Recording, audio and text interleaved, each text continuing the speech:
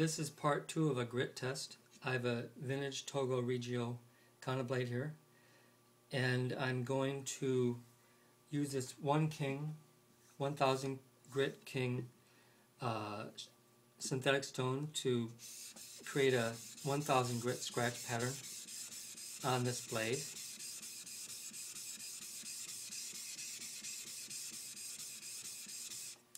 That should have done it.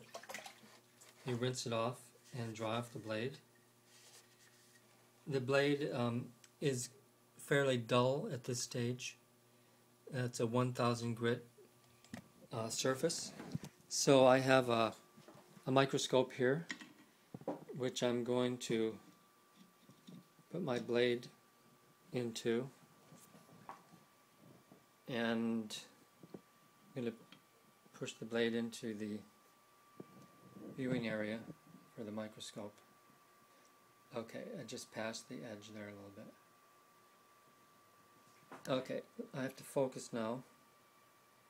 This is what a 1K scratch pattern looks like on hard steel. This is probably Rockwell 63, if not a little bit harder type steel. And I created a diagonal scratch pattern. So what I'm going to do is remove the blade now, go back over to the sharpening table, and I'm going to bring in a suita stone.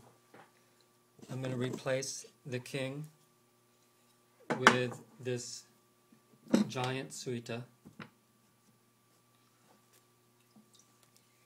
and I'm going to raise a slurry using a worn out diamond plate. This is about a 5-year-old Atma plate. It's pretty much all worn out. And I'm going to raise a slurry here, and I'm going to sharpen the kanna blade, and we'll see what kind of effect it has on the scratch pattern left from the king. Okay, I'm hoping to focus sharpening in the center part of the kanna blade here.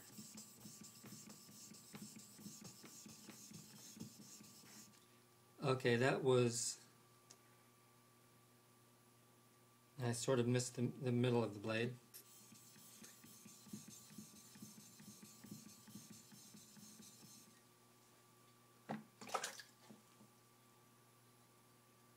Okay, I did get some of the middle part of the blade there now. Okay, so let me wipe that off.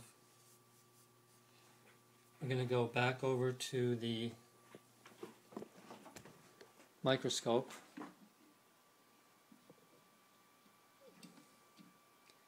Put the blade back in position.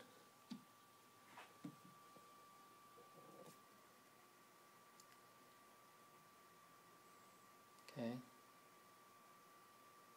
There's the edge. And let me focus that in.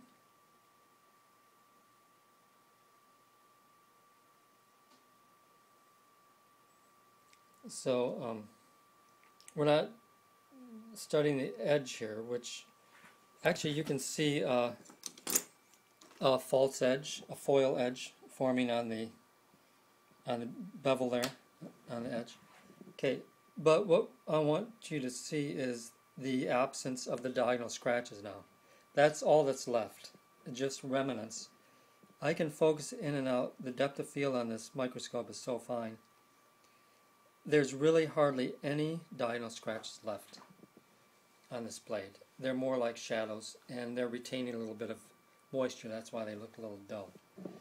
Okay, that was after supposedly 10 strokes, but let's just say 15 or 20, because I did have to reposition the blade on the sharpening stone to get it into what I consider was optimal.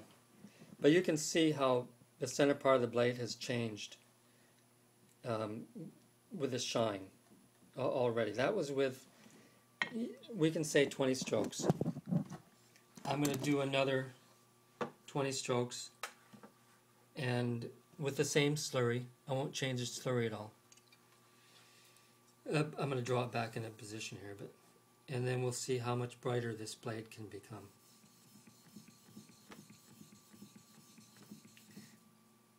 Okay, there's 10 strokes, and we'll go back to the microscope.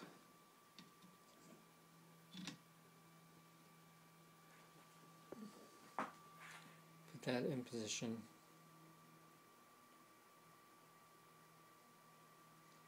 Okay, there's our edge. This is at 800 power. Those scratches cannot be seen with the naked eye.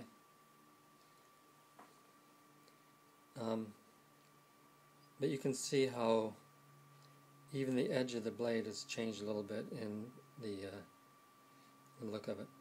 We're left with shadows of the 1K, but no real scratches anymore.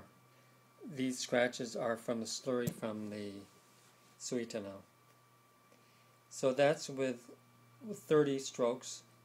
The blade could be refined. I don't know of any woodworker or plain blade user, kanna blade user, that sharpens their blade with just 30 strokes. That edge could be refined tremendously with 50 or 60 strokes, which 30 is nothing, 50 is hardly anything, 100 is a few.